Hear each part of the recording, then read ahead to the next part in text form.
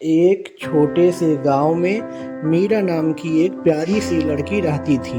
मीरा की उम्र सिर्फ 10 साल थी, लेकिन उसके सपने बड़े थे। वह अपने माता पिता के साथ एक मिट्टी के छोटे से घर में रहती थी, जिसकी छत फूस की थी। उसके चारों ओर हरे भरे खेत, पेड़ और दूर तक फैली पहाड़ियां थीं। गांव में एक शांति और प्राकृतिक सौंदर्य था, जिसे मीरा बहुत पसंद करती थी। मीरा का दिन खेतों में खेलते हुए और दोस्तों के साथ समय बिताते हुए बीतता था। वह अपने दोस्तों के साथ नदियों के किनारे दौड़ती, तितलियों का पीछा करती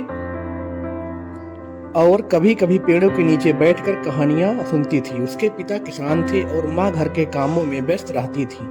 मीरा भी माँ का हाथ बटाती थी और अपने पिता के साथ खेतों में जाती थी। मीरा का पढ़ाई में बहुत मन लगता था। गांव के छोटे से स्कूल में वह रोज जाती थी, जहां उसकी अध्यापिका उसे बहुत स्नेह करती थी।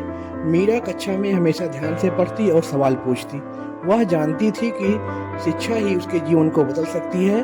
हालांकि स्कूल छोटा था, पर मीरा के सपने बड़े थे। एक दिन उसने अपनी माँ से कहा, माँ, जब मैं बड़ी हो जाऊंगी तो मैं हमारे गांव में एक बड़ा स्कूल बनाऊंगी, जहां सारे बच्चे पढ़ सकें। मीरा का यह सपना उसके दिल में गहराई से बसा हुआ था।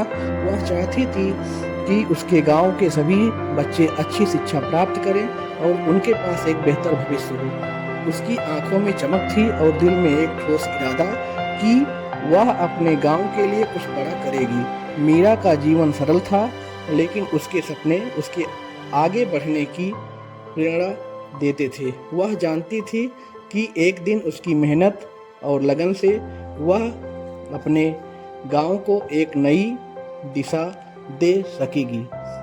यह था मीरा का बचपन।